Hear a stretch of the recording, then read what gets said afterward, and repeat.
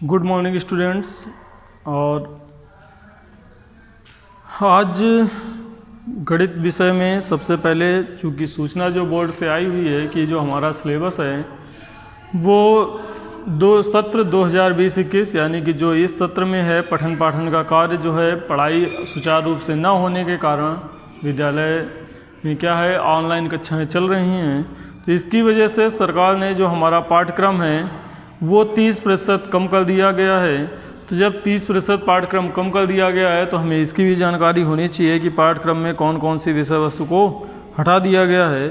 तो एक बार आज हम एक चर्चा कर लेते हैं कि विषय वस्तु में अब हमको क्या क्या पढ़ना है। जब 30% पाठ्यक्रम संशोधित कर दिया गया है तो अपनी अपनी पुस्तक को, अपनी अपनी बुक को का जो इंडेक्स होता है जिसमें लिखा रहता है पाठ्यक्रम, उसको ओपन करें और ओपन करके उनमें निशान लगाते हैं जो चीज़ें हमको पढ़नी हैं, और शेष चीज़ों को जो नहीं पढ़नी है उसको क्रॉस करते जाएं।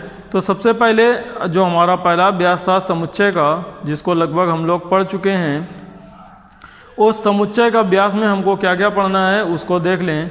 तो समुच्चय में हमको पढ़ना था समुच्चय तथा उसका निरूपण, जो कि पढ़ चुका है हम लोगों का। रिक्त समुच्चय, परिमित समुच्चय, अपरिमित समुच्चय, सम समुच्चय, उप समुच्चय, वास्तविक संख्याओं के समुच्चय के उप समुच्चय, और अधि समुच्चय, समष्टीय समुच्चय, वेन आरेख, समुच्चयों का सम्मिलन तथा सर्वनिष्ठ। तो ये सारी चीज़ें समुच्चय के बारे में आप पढ़ चुके हैं। एक बार हम फिर से रिवाइज करते हैं, आप उसको सुन लें।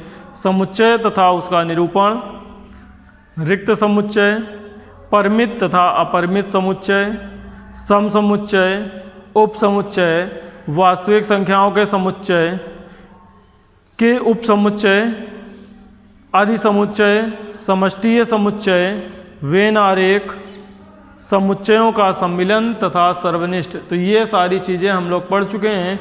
इसमें हटाया क्या गया है, समुच्चय का अंतर हटा दिया गया है कोर्स से, और पूरक समुच्चय हटा दिया गया। वैसे हम लोग इन दोनों को भी पढ़ चुके हैं, तो अगर अब आप इसको ना भी तैयार करें तो भी आपका काम चल जाएगा। ये दोनों चीज़ें आपके कोर्स से हटा दी गई हैं। नेक्स्ट बात करते हैं संबंध तथा फलन, जो चैप्टर नंबर 2 है, जिसको आज हम लोग प्रारंभ करेंगे इस वीडियो के बाद अगले वीडियो में। तो संबंध तथा फलन का जो चैप्टर है उसमें सबसे पहले हमें पढ़ना है क्रमित युग्म के बारे में। क्रमित युग्म के पश्चात समुच्चयों का कार्तीय गुणन पढ़ेंगे। समुच्चयों का कार्तीय गुणन पढ़ने के पश्चात दो परिमित समुच्चयों के कार्तीय गुणन में अवयवों की संख्या, वास्तविक संख्याओं के समुच्चय का अपने से कार्तीय गुणन तक संबंध की परिभाषा, चित्रीय आरेख, संबंध का प्रांत, सह प्रांत और परास। तो प्रांत पढ़ना है, सह प्रांत पढ़ना है और परास पढ़ना है। नेक्स्ट इसके आगे फलन एक विशेष प्रकार का संबंध, फलन का चित्रीय निरूपण, फलन का प्रांत, सह प्रांत तथा परास। पहले संबंध का प्रांत, सह प्रांत, परास था, अब है फलन का प्रांत, सह प्रांत और परास। वास्तविक मान फलन, इन फलनों का प्रांत तथा परास अचर, तत्समक, बहुपद, परिमेय, मापांक, चिन्ह तथा महत्तम पूर्णांक फलन और उनके आरेख। यहाँ तक पढ़ना है। क्या नहीं पढ़ना है, जो बचा है आपके पास, जो नहीं पढ़ना है वो इसमें क्या है 3 फलनों का कार्तीय गुणन नहीं पढ़ना है, वास्तविक संख्याओं के समुच्चयों का अपने से कार्तीय गुणन। तो r गुणा r, 2 फलनों के मतलब 2 समुच्चय के गुणन को पढ़ना है, 3 समुच्चय का गुणन नहीं पढ़ना है, और फलन का योग, अंतर, गुणन तथा भागफल नहीं पढ़ना है। फलनों का गुणा कैसे होता है, फलनों का योग कैसे होता है, इन सब के बारे में अध्ययन नहीं करना है, तो इनको क्रॉस कर लें। नेक्स्ट चलते हैं हम लोग चैप्टर नंबर 3 में। तो जो चैप्टर नंबर 3 है, चैप्टर नंबर 3 है त्रिकोणमितीय फलन। त्रिकोणमितीय फलन में क्या है, धनात्मक तथा ऋणात्मक कोण। तो धनात्मक तथा ऋणात्मक कोण है, कोणों की रेडियन तथा डिग्री में माप तथा उनका एक मापन से दूसरे में रूपांतरण।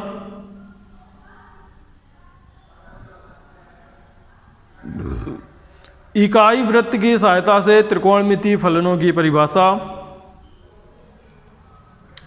x के सभी मानों के लिए sine square x plus cos square x बराबर 1 तत्समक का सत्यापन।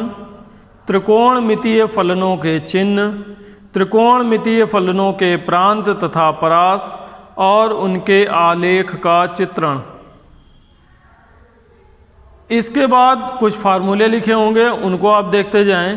पहला लिखा है sine x plus minus y तथा cos x plus minus y की साइन x कॉस x तथा साइन y कॉस y के रूप में अभिव्यक्ति तथा उनके साधारण अनुप्रयोग, तो ये भी पढ़ना है। फिर एक फार्मूला लिखा है 10 का, 10x प्लस माइनस वाई बराबर होता है 10x प्लस माइनस 10y बटे 1 minus plus 10x into 10y। दूसरा फार्मूला लिखा है कॉट x माइनस वाई का, cot x cot y minus plus 1 cot y plus minus cot x, इसको भी पढ़ना है। साइन के लिखे हैं, कॉस के लिखे हैं, तो ये सारे पढ़ने हैं। कहाँ तक? Sine 2x cos 2x tan 2x sine 3x cos 3x tan 3x से संबंधित तत्समक, इतना आपको पढ़ना है त्रिकोणमिति में। तो बचा क्या जो नहीं पढ़ना है, ये भी तो देख लें। तो क्या नहीं पढ़ना? इसके आगे जो व्यापक हल लिखे हैं वो नहीं पढ़ने हैं। तो त्रिकोणमितीय फलनों का जो व्यापक हल है उसको नहीं पढ़ना है। तो व्यापक हल का पोर्शन आपके सिलेबस से हटा दिया गया है। ठीक, नेक्स्ट इसके आगे आपको अगला अभ्यास मिलेगा गणितीय आगमन का सिद्धांत। पूरा अभ्यास हटा दीजिए, कुछ नहीं पढ़ना है। गणितीय आगमन के सिद्धांत में कुछ भी नहीं पढ़ना है, पूरा अभ्यास समाप्त हो गया। नेक्स्ट सम्मिश्र संख्याएं तथा द्विघात समीकरण। तो सम्मिश्र संख्याएं तथा द्विघात समीकरण में सारा सब कुछ पढ़ना है, केवल ध्रुवीय निरूपण को छोड़कर।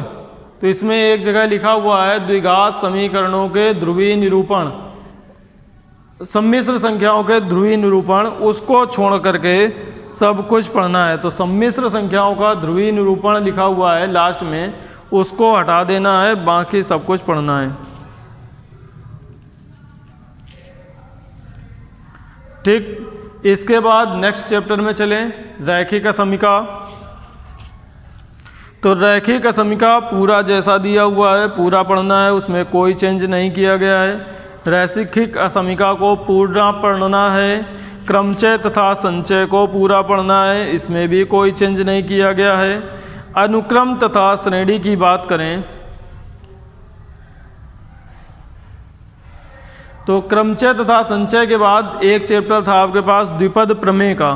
तो ये जो द्विपद प्रमेय का चैप्टर था ये पूरा हटा दिया गया है। तो द्विपद प्रमेय आपको नहीं पढ़नी है, द्विपद प्रमेय आपको नहीं पढ़नी है। द्विपद प्रमेय का पूरा चैप्टर काट दीजिए। तो दो चैप्टर पूरे कट गए, एक आपका क्रमचय संचय का एक द्विपद प्रमेय का कट गया और एक गणितीय आगमन के सिद्धांत का कट गया। ये दो तो चैप्टर ही हट गए, बाकी से कुछ चीज़ें हटी हैं, उनको आप ध्यान रखेंगे। नेक्स्ट द्विपद प्रमेय हटा दिया गया। द्विपद प्रमेय के बाद अनुक्रम तथा श्रेणी आएगा। तो अनुक्रम तथा श्रेणी में सब कुछ पढ़ना है।